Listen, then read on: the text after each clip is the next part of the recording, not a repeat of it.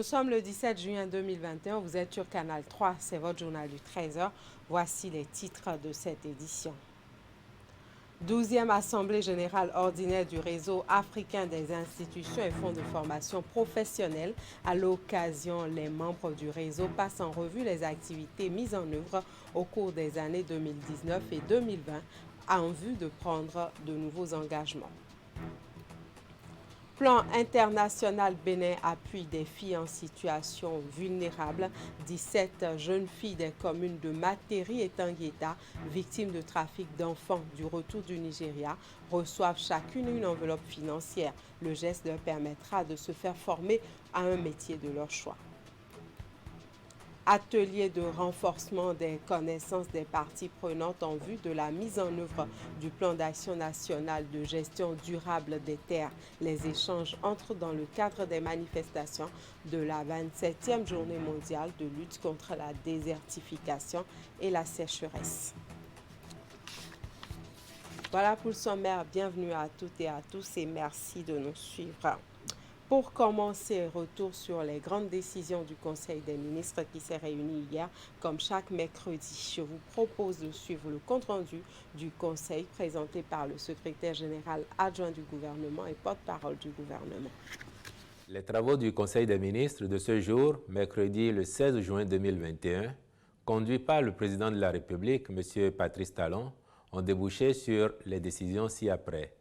Au titre des mesures normatives, la création à la présidence de la République d'un haut commissariat à la sédentarisation des éleveurs. Sa mission sera notamment de contribuer à la modernisation des systèmes d'élevage, la définition et la mise en œuvre de la politique de sédentarisation des éleveurs en vue de leur épanouissement socio-économique et culturel dans un environnement sécurisé et apaisé. Au titre des communications, nous avons la réalisation de divers travaux complémentaires à l'aéroport international de Cotonou. Les 10 travaux entrent dans le cadre de la deuxième phase du programme d'amélioration de la capacité d'accueil et de la qualité des services au niveau de cet aéroport. En point 2, nous avons l'autorisation de démolition des résidences universitaires Kim Il-sung et Hassan II sur le campus d'Abomey-Calavi.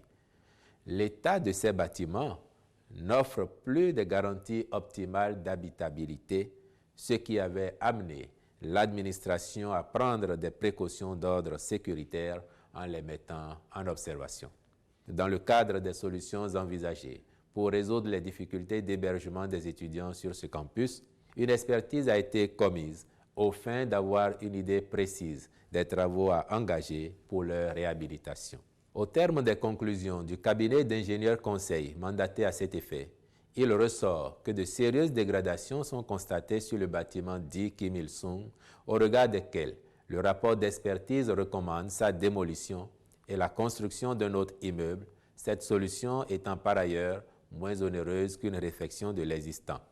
En ce qui concerne le bâtiment dit Hassan II, s'il ne présente pas de dégradation apparente, il est cependant soumis à un phénomène vibratoire de plus en plus croissant qui ne permet pas son occupation en toute sécurité. Aussi, en attendant la construction de nouveaux bâtiments et soucieux de la sécurité des usagers du campus, le Conseil a-t-il marqué son accord pour mettre en œuvre les recommandations de l'audit. Il est à signaler que cette démarche d'inventaire des résidences universitaires s'étendra progressivement à tous les campus universitaires publics afin de s'assurer qu'ils conviennent toujours aux meilleures conditions d'habitabilité. En point 3, nous avons l'appréciation de la situation des prix des produits de grande consommation sur les marchés. Le ministre de l'Agriculture, de l'Élevage et de la Pêche et le ministre de l'Industrie et du Commerce ont fait au Conseil un compte-rendu relatif à la hausse des prix des produits de consommation courante sur nos marchés. Il en ressort qu'aucune taxe n'a été instituée sur ces produits. Cette flambée des coûts découle, d'une part, de la faible pluviométrie observée depuis la dernière campagne agricole et, d'autre part, de l'exportation massive de la production vers les pays voisins.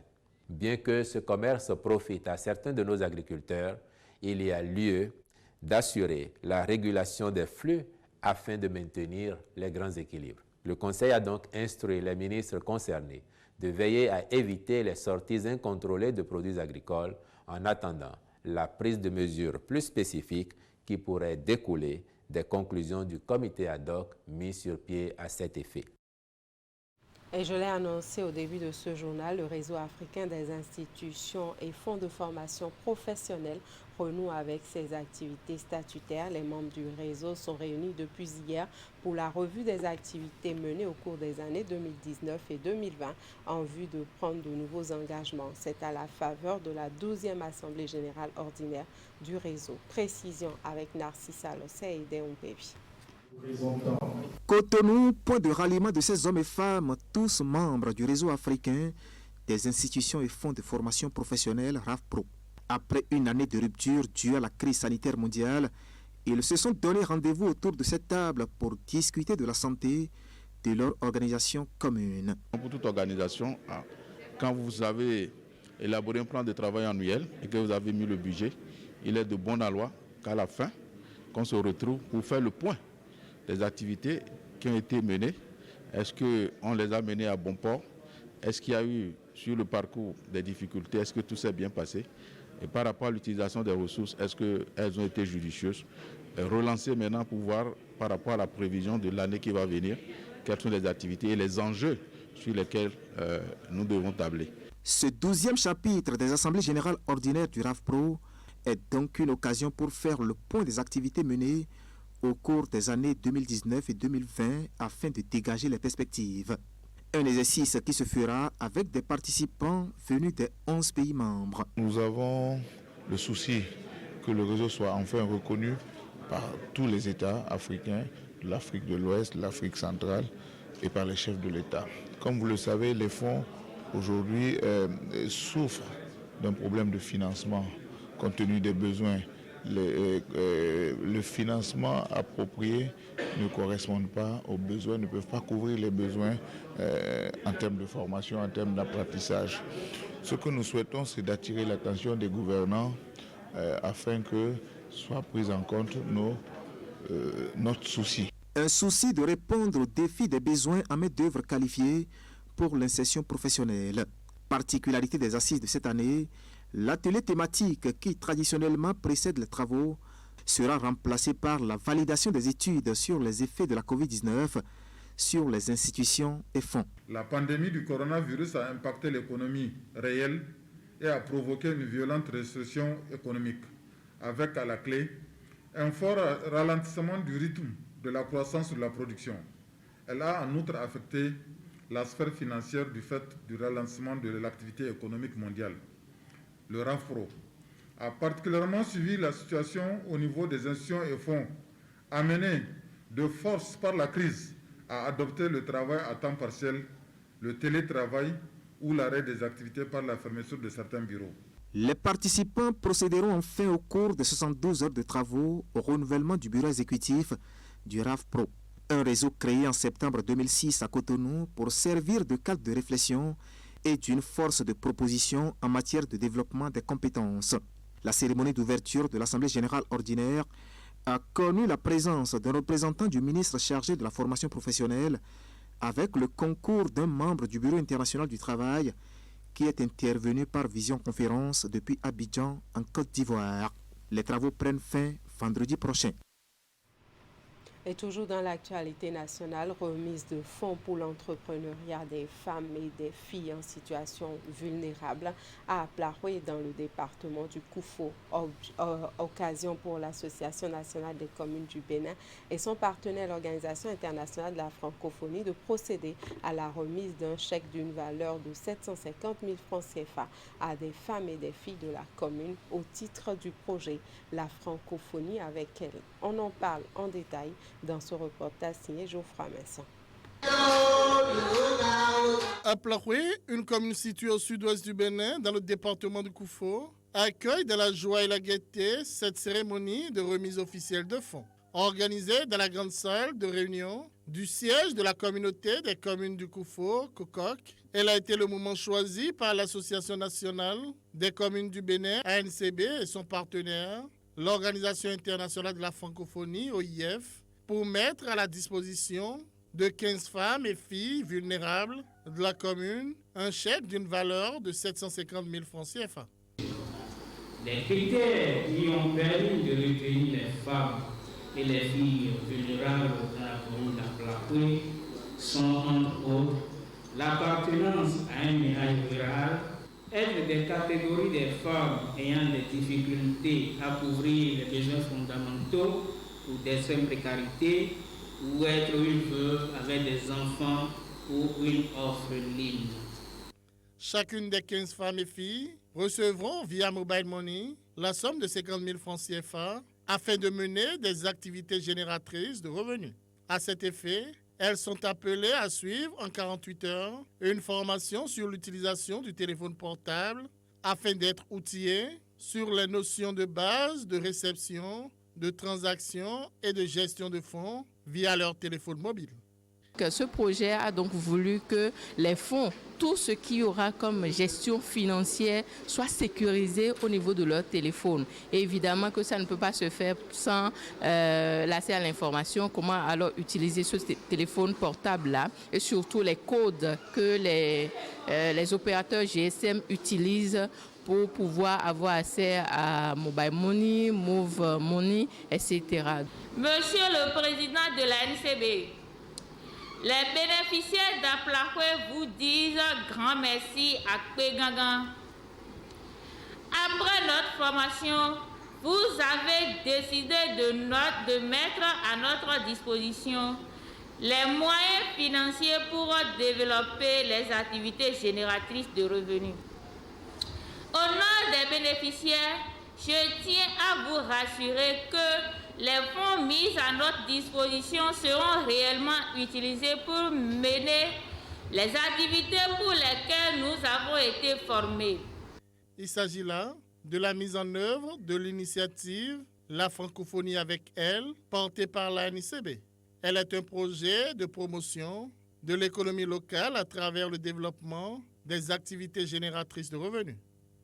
Le degré de vulnérabilité de ces femmes étant très élevé d'après le rapport de la dite étude, elles n'ont pas les moyens pour acheter le matériel nécessaire et trouver le fonds de roulement pour démarrer leurs activités génératrices de revenus.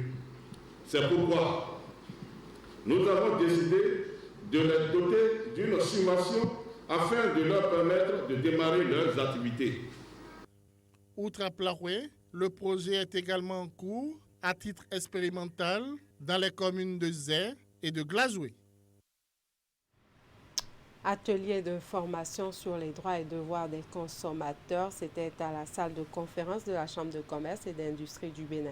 La formation est organisée au profit des professionnels des médias et des hommes de droit. Objectif, les amener à mieux comprendre les outils capables d'améliorer le consumérisme au Bénin et protéger le consommateur. Les détails avec Uri Gaba et Moufid Sabouran. Formation, les hommes des médias et ceux du droit. Ils sont réunis autour d'une même thématique, droits et devoirs du consommateur. Une formation initiée par les associations des consommateurs en République du Bénin pour aider ces deux corporations à mieux cerner les enjeux liés à la défense des droits du consommateur. On ne peut pas défendre le consommateur sans la loi. On ne peut pas sensibiliser le consommateur sans les professionnels des médias. Alors, il arrive que dans cette lutte, les uns et les autres n'arrivent pas à se comprendre, et ce qui pénalise le consommateur final. Les hommes de médias, les hommes de droit ont chacun un rôle à jouer dans la protection des consommateurs. L'État, à travers ses différents instruments d'intervention, définition de cadres législatifs et réglementaires, se porte en garant actif et effectif de la protection des consommateurs. Financée par la Commission de l'Union économique et monétaire ouest-africaine et soutenue par le ministère du Commerce, cette formation vise essentiellement à renforcer les connaissances des participants en termes d'outils juridiques susceptibles d'aider le consommateur à exiger des produits de qualité, respectueux des normes et accessibles à des coûts acceptables. Aujourd'hui, l'enjeu de protection des consommateurs se fait sentir parce que, vous voyez, la technologie évoluant, nous avons des produits d'origine et de qualité douteuse sur le marché. Nous restons parfois impuissants alors qu'il s'agit de la santé publique. Au niveau même de ces transactions, il arrive que les gens appliquent des tarifs hors normes. Aujourd'hui, par exemple, la question de la cherté de la vie se pose dans nos différents marchés, on assiste à des spéculations qui ne disent pas leur nom. Cette conférence animée à Cotonou est également suivie par d'autres participants réunis à Parakou par visioconférence.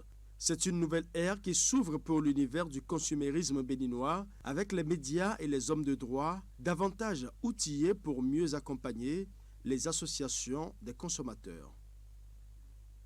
Et je l'ai annoncé au début de ce journal, Plan international Bénin appuie des filles en situation vulnérable, 17 jeunes filles des communes de Materi et Tanguieta, victimes de trafic d'enfants du retour du Nigeria, reçoivent chacune une enveloppe de 90 000 francs CFA.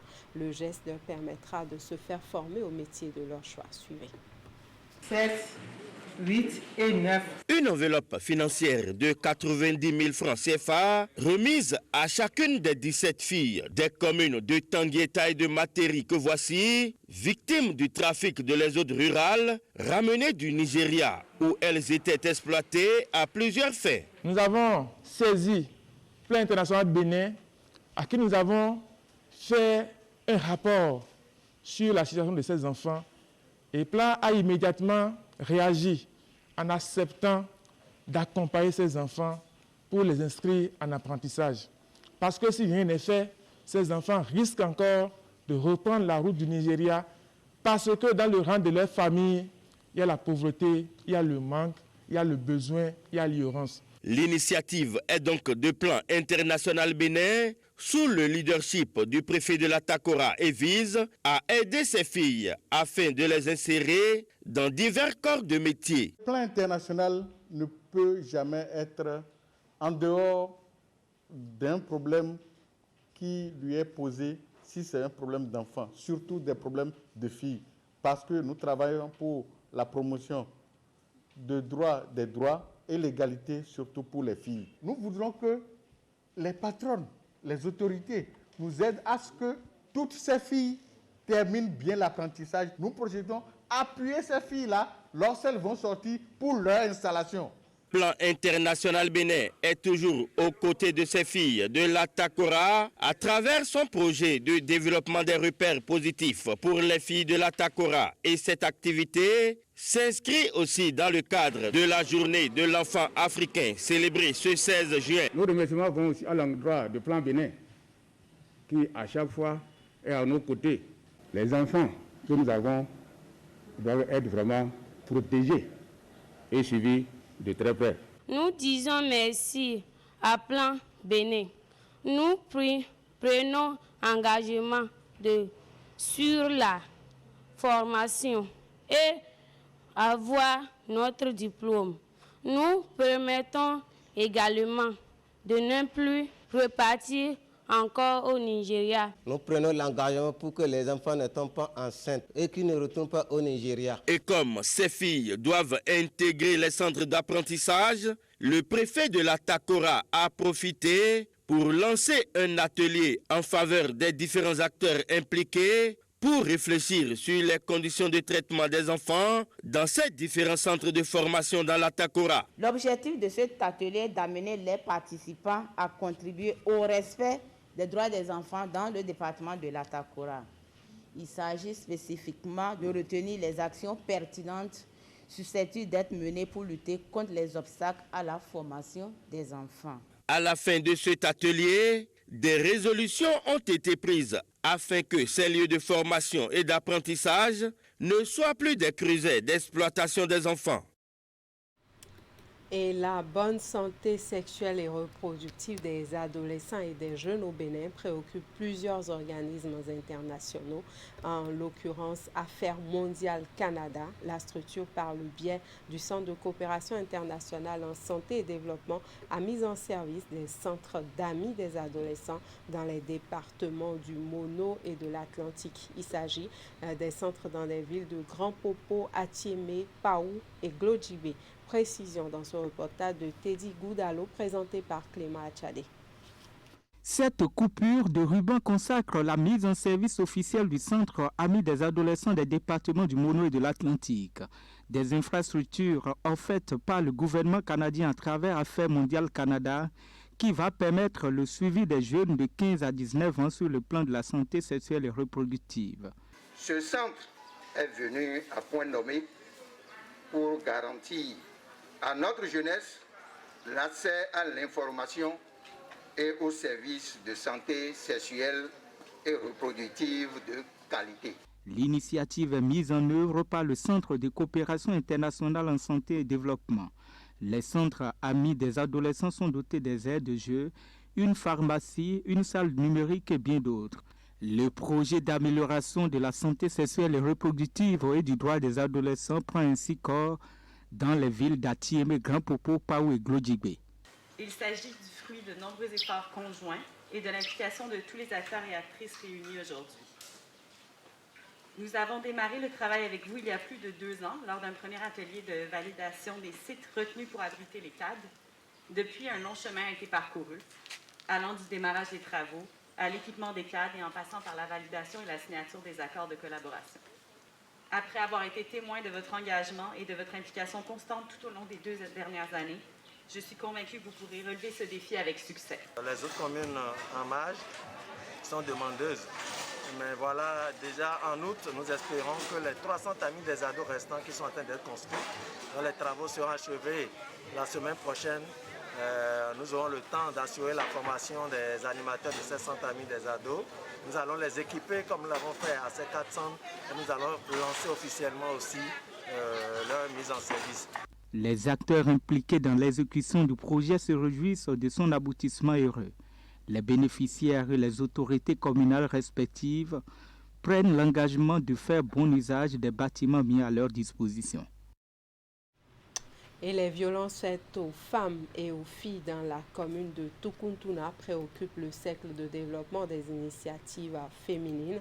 Pour apporter sa contribution à la réduction significative de ces violences basées sur le genre, l'ONG créée par les jeunes femmes béninoises s'installe à partir de cette semaine dans cette commune à travers le projet Appui à l'effectivité du droit des filles de Tukuntuna. Précision. C'est au cours d'une activité de mise en place d'un répertoire des cas de mariage forcé et précoce dans le département de l'Atakora que le Cercle de développement des initiatives féminines, CEDIF ONG, s'est rendu compte de l'ampleur de ce phénomène dans la commune de Tukuntuna. Nous avons constaté au cours de nos travaux que le mariage forcé et précoce est une réalité culturelle à Tukuntuna et se fait par échange ou remboursement de dettes. C'est un phénomène auquel les filles ne peuvent échapper au risque de subir les conséquences coutumières. Prenant donc la mesure de cette situation qui compromet l'avenir des filles, CEDIF ONG qui s'est assigné comme mission d'œuvrer à l'égalité des sexes s'installe désormais dans cette commune. À travers ses assises, elle vient officiellement lancer le projet dénommé Appui à l'effectivité du droit des filles de Tukuntuna. Pour atteindre l'objectif visé, cette ONG se vertuera à mener des actions de formation et de sensibilisation des communautés, puis des plaidoyers auprès des garants de la tradition. Il s'agit au cours de ce projet d'impliquer 90 leaders communautaires dans la lutte contre le mariage précoce et forcé et les violences basées sur le genre, de mobiliser 80 jeunes et adolescents des collèges et centres d'apprentissage pour servir de volontaires dans la lutte contre le mariage précoce et forcé, d'assurer l'assistance juridique et psychologique à 90% des filles victimes de mariage précoce et forcé, recensées au cours du projet. Cofinancé par l'ambassade de France à travers son programme d'appui aux projets innovants de la société civile et de la coalition d'acteurs PISCA, ce projet s'inscrit dans le cadre de la promotion du droit des filles et la lutte contre toute forme de violence faite aux femmes.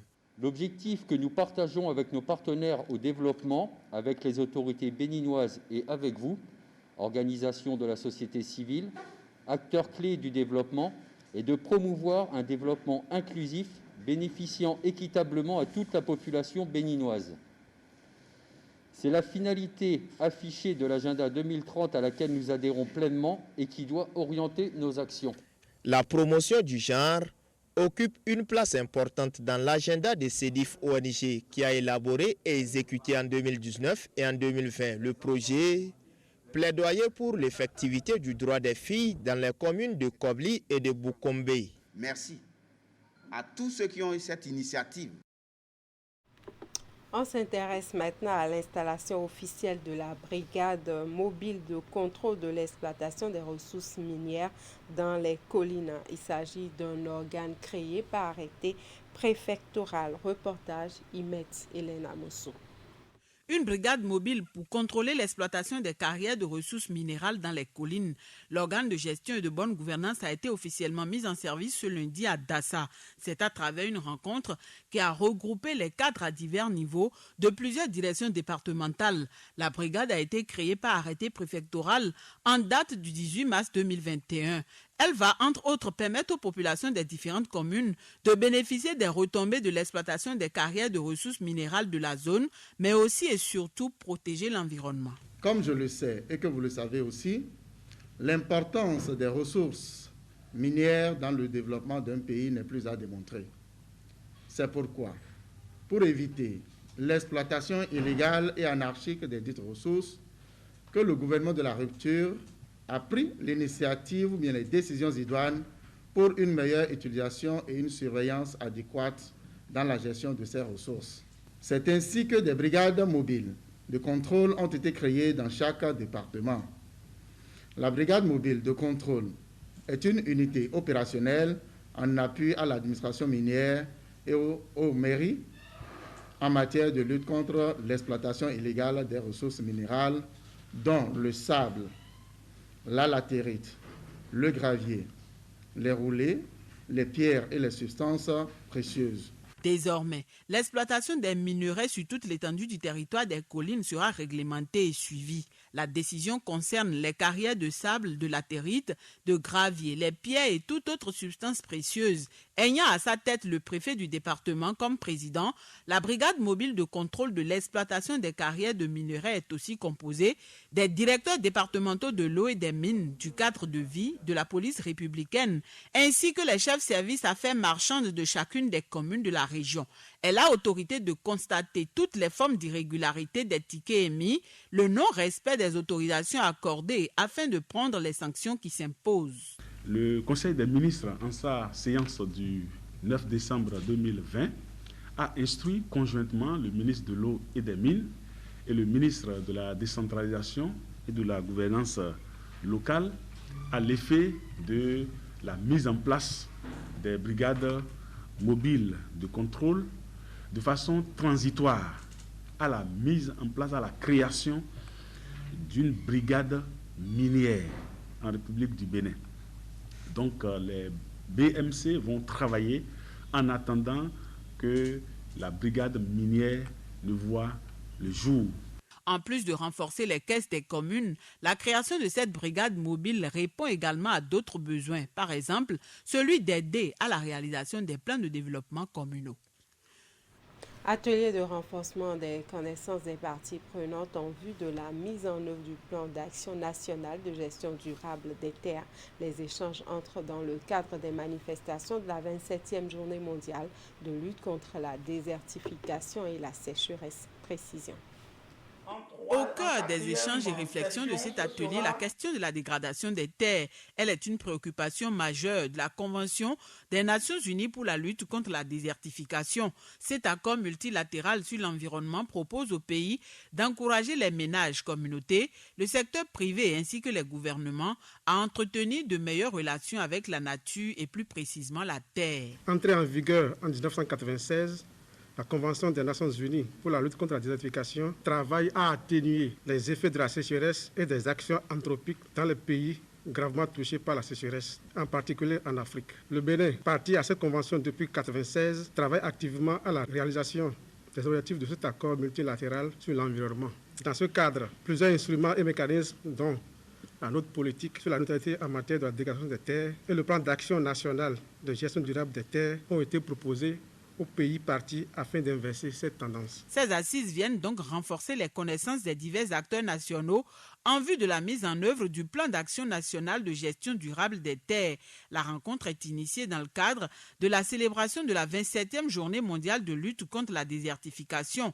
Le thème retenu pour les manifestations est intitulé « Restauration, terre, reprise ». Les communications, travaux et débats lors de cet atelier vise à amener les différentes parties prenantes impliquées dans la gestion durable des terres et la mise en œuvre des mesures de la note politique sur la neutralité en matière de dégradation des terres, à partager leurs expériences, les mesures et actions déjà éprouvées au Bénin, les succès mais également les leçons apprises. Dans un premier temps, nous avons présenté les documents stratégiques qui est la note politique relative à la neutralité en matière de dégradation des terres et le plan d'action national de gestion durable des terres. Dans un deuxième temps, nous voulons, avec les différents acteurs, essayer de faire le bilan de ce qui est fait jusqu'à aujourd'hui pour pouvoir savoir quelles sont les nouvelles dispositions que nous devons prendre pour pouvoir atteindre nos objectifs d'ici 2030. Et après cela, nous ferons des débats sur deux de ces principales thématiques, celle du genre et de l'inclusion sociale et celle de la sécurisation foncière. Et à la fin, nous avons pensé à faire un plaidoyer dans le cadre de la formation de la jeunesse. Pour l'organisation de ces assises, les organisateurs ont bénéficié de l'appui de l'unité technique d'appui à l'ordonnateur national du Fonds européen de développement au travers du programme d'appui au développement durable du secteur agricole ainsi que du Prosol. Retour maintenant sur la célébration lundi dernier, 14 juin, le Bénin à l'instar du monde entier avec la célébration de la 18e édition de la Journée mondiale du donneur de sang au plan national. Les manifestations officielles ont eu lieu à Kouékamé, c'est dans le département du Koufo, organisé par le ministère de la Santé avec l'Agence nationale pour la transfusion sanguine. Ces manifestations étaient placées sous le thème « Donnez votre sang » pour faire battre le cœur du monde. Précision avec Geoffroy Messan.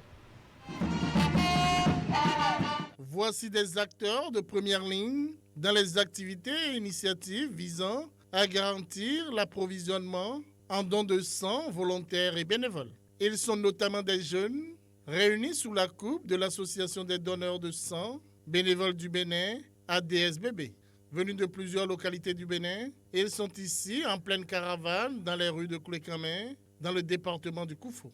Ils ouvrent ainsi le bal des manifestations officielles de la célébration de la Journée mondiale du donneur de sang, édition 2021. Je voudrais, au nom de la population de Kouékamé, du conseil communal et à mon nom personnel, vous souhaiter la bienvenue ici à Kouékamé. Mesdames et messieurs, les besoins en sang et en produits sanguins s'intensifie au plan national alors que le don bénévole de sang se raréfie. Par leurs gestes, les donneurs volontaires et bénévoles de sang contribuent à rendre disponible ce liquide précieux et indispensable pour soigner efficacement les patients qui en ont besoin. Au Bénin, ce sont plusieurs dizaines de milliers de vies qu'ils contribuent à sauver chaque année. Mesdames et messieurs, le don de sang ne nuit pas à la santé. Au contraire, ceux qui le font bénéficient gratuitement de visites médicales et de bilans de santé par le biais de la consultation médicale qui est faite avant le don de sang pour s'assurer du bon état de santé du donneur. Pour cette 18e édition de la Journée mondiale du donneur de sang, le thème retenu est « Donnez votre sang pour faire battre le cœur du monde ». L'initiative est de l'OMS depuis 2004. Ce thème met en évidence la contribution des donneurs bénévoles de sang dans l'équilibre vital du monde. Il relance l'appel mondial pour que davantage nous donnions un peu de notre sang régulièrement et partout pour une meilleure prise en charge des malades en matière de transfusion sanguine sécurisée.